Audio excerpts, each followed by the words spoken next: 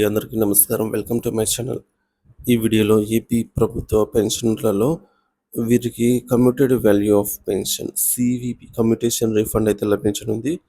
మరి ఎవరికి ఎంత లభిస్తుంది అనే దానికి పూర్తి డీటెయిల్స్ అయితే వీడియోలో తెలుసుకుందాము. వీడియోని అయితే ఎక్కడే కానీ స్కిప్ చేయకుండా చివరి దాకా చూడండి. అప్పుడు ఇన్ఫర్మేషన్ పూర్తిగా అర్థమవుతుంది. వీడియో చూస్తున్న ప్రతి ఒక్కరు వీడియోకి అయితే లైక్ చేయండి ఫ్రెండ్స్. ఈ వీడియోని తోటి ఉద్యోగ పెన్షన్ మిత్రులతో అయితే షేర్ చేయండి. కొత్తగా మన ఛానల్ చూస్తున్నవారు సబ్స్క్రైబ్ చేసుకోకుంటే వెంటనే మన ఛానల్ అయితే సబ్స్క్రైబ్ చేసుకోండి. సో దీని ద్వారా నేను చేసే లేటెస్ట్ వీడియోస్ అన్నీ మీ వరకు రీచ్ అవుతాయి. ఇంకా ఆలస్యం చేయకుండా వివరాల్లోకి అయితే వెళ్ళిపోతాము. ప్రతి విషయానికి వచ్చినట్లయితే ఏపీ పెన్షన్కి సంబంధించినటువంటి ముఖ్యమైన సమాచారం అండి. సో మీ రిటైర్మెంట్ తేదీ నుంచి 135 నెలల కమ్యూటేషన్ రికవరీ పూర్తవుతుందో ఎవరికైతే, ఒకవేళ ఇదివరకే 135 నెలల కంటే అధికంగా CVP కమ్యూటెడ్ వాల్యూ ఆఫ్ పెన్షన్ను ప్రభుత్వానికి చెల్లించి ఉన్నారో, సో అవి ఎన్ని నెలలు చెల్లించారనేది మనకు తెలుసుకోవడం చాలా ముఖ్యమండి. ఇక్కడ గమనించవలసినటువంటి మరొక విషయం ఏంటంటే, మనకు కమ్యూటెడ్ వాల్యూ ఆఫ్ పెన్షన్ని ఎప్పటి నుంచి రికవరీ చేస్తున్నారు. So recovery date, so recovery date అనేది మనకు డేట్ మంత్ తెలియాల్సిందండి. అలా అయితేనే మనము ఈ క్యాల్కులేషన్ అయితే చేసుకోగలము. ఎన్ని నెలలు మనము CVP కట్ అయిందని చెప్పేసి. సో చాలామంది దగ్గర ఈ రికవరీ డేట్ ఉండటం లేదు. అదొక ప్రాబ్లం అవుతుందండి. సో దీనివల్ల అక్కడక్కడ కొన్ని మిస్టేక్స్ అయ్యి CFMSలో ఎప్పుడైతే CVP మంజూరు చేశారో ఆ డేట్ మాత్రమే ఉంటుంది. కానీ రికవరీ అనేది ముందుగానే కొందరికి స్టార్ట్ చేసి ఉండవచ్చు. కాబట్టి అలాంటి వారికి శాంక్షన్ అయిన తర్వాత రికవరీ అనేది స్టార్ట్ అవుతుంది. దాని తర్వాత ఒక 3 మంత్స్ అటు ఇటుగా అయితే ఉంటుంది. 1 ఆర్ 3 మంత్స్ అటు ఇటు అవ్వడం వల్ల వాళ్ళకు ఈ 1 ఆర్ 3 మంత్స్‌ది రికవరీ డేట్ అవైలబుల్ లేక అలా కూడా నష్టపోయేవారున్నారు. సో ఇక్కడ ఈ రికవరీ డేట్ మీరు ఇప్పటి నుంచి మీకు అందరూ ఒకసారి చెక్ చేసుకోండి. ఎప్పటి నుంచి రికవరీ అనేది స్టార్ట్ అయిందనేది. ఇక రివైజ్డ్ కమ్యూటేషన్ టేబుల్ హిస్టరీ గురించి అయితే తెలుసుకోవాలండి. 2010లో జీవో విడుదల, ఏప్రిల్ 2010లో రివైజ్డ్ కమ్యూటేషన్ టేబుల్ అయితే అమల్లోకి వచ్చింది. కమ్యూటేషన్ రికవరీ ప్రారంభమైన తేదీ జూలై 1, 2010గా నిర్ణయించబడింది. పెన్షనర్ల రికవరీ వివరాలు ఈ విధంగా అయితే ఉన్నాయి. 17 డిసెంబర్ 2008 లేదా ఆ తర్వాత రిటైర్ అయిన పెన్షనర్లు ఈ టేబుల్ ప్రకారంగా కమ్యూటేషన్ పొందారు. కోర్టు మధ్యంతర ఉత్తర్వుల ప్రకారంగా 135 నెలల రికవరీ పూర్తయిన తర్వాత కమ్యూటేషన్ అయితే ఆపాల్సి ఉంటుంది.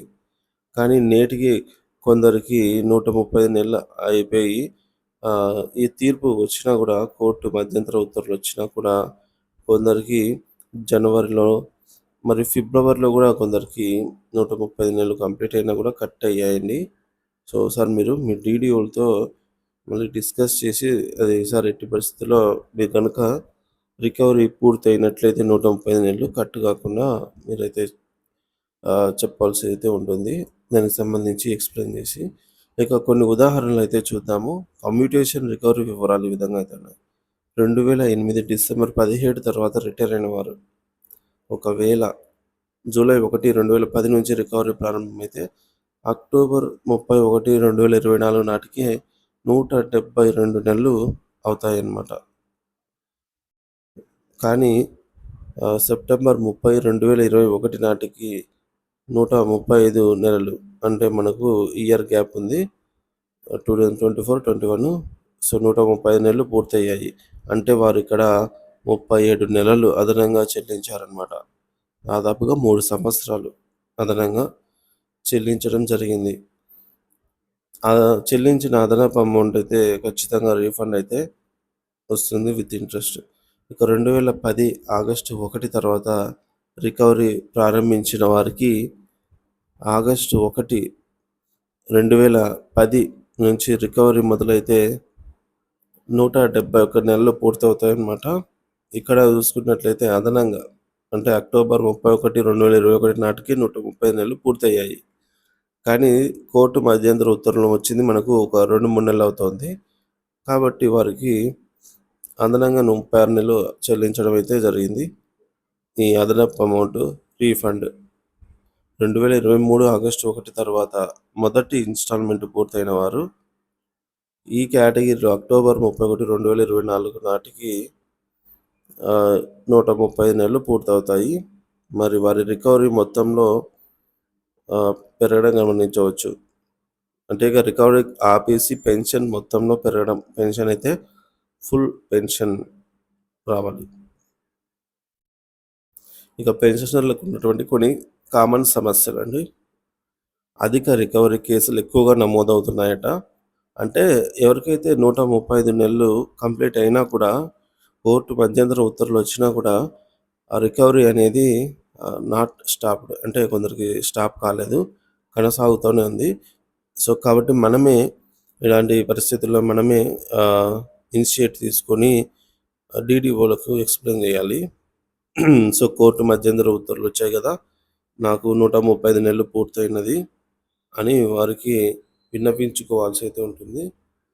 తర్వాత వారు పరిశీలించి ఇంకా సివిపిని ఆఫ్ చేసి మనకు ఫుల్ పెన్షన్ అయితే పే చేస్తారనమాట. సో ఆ విధంగా బిల్ అయితే పెడతారు. సో చాలామంది పెన్షనర్లు 135 నెలల తర్వాత కూడా కమ్యూటేషన్ రికవర్ అయితే చెల్లించారు. ఈ అదనపు మొత్తాన్ని తిరిగి పొందేందుకు కోర్టులను కూడా ఆశ్రయించారు. కొత్త కోర్టు తీర్పు అవసరం. సో కోర్టు ఈ విషయంపై తీర్పు ఇవ్వాల్సి ఉంది. దీని ద్వారా పెన్షనర్లకు అదనపు మొత్తాలను తిరిగి చెల్లించే అవకాశం ఉంటుంది. ఇకపోతే మీ రిటైర్మెంట్ తేదీకి అనుగుణంగా 135 నెలలు ఎప్పుడు పూర్తవుతాయి అనేది ఎలా తెలుసుకోవాలంటే, సో మనకు రికవరీ డేట్ ఉంటే సరిపోతుంది. ఇక పెన్షనర్లకు బెనిఫిట్స్ దీనివల్ల ఏమంటే కమ్యూటేషన్ రికవరీ నిలిపివేతతో బేసిక్ పెన్షన్ అనేది పూర్తిగా ఎటువంటి కట్స్ అంటే ఎటువంటి మనకు ఫుల్ అమౌంట్ రావడం జరుగుతుంది. అదనంగా చెల్లించిన మొత్తాలను తిరిగి పొందే అవకాశం అయితే ఉంది. ముఖ్య గమనికండి, ఈ మార్పులన్నీ పెన్షనర్లకు పెద్ద ఊరటగా అయితే మారాయి. అధికంగా రికవరీ చేసిన వారికి న్యాయం జరిగేలాగా ప్రభుత్వానికి మరియు కోర్టులకు దిశానిర్దేశం చేయడం జరుగుతుంది. సో ఈ మేరకు ప్రభుత్వం జీవోలో కూడా పేర్కొనడం జరిగింది. ఏదైతే అమౌంట్ రికవరీ చేసి ఉన్నారో చూసుకున్నట్లయితే ఇక్కడ మెమో నెంబర్ ఇక్కడ మనం చూడొచ్చు. దీని ప్రకారంగా ఇక్కడ క్లియర్గా మెన్షన్ చేసింది చూడండి ఫ్రెండ్స్.